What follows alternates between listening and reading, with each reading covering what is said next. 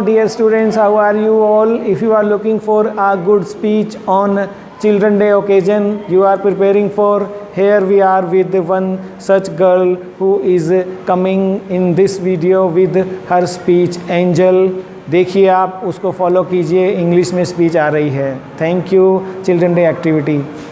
11th E is going to present you a speech on Children's Day. I welcome you all to the celebration of Children's Day with my heartfelt greetings to the respected principal, teachers and my dear friends. As we know that this day is dedicated to children and to commemorate love and work put in by our first Prime Minister, Pandit Jawaharlal Nehru. His love and affection for children were truly pure. Children are the one who are very vital for deciding that how the world's going to be after some years.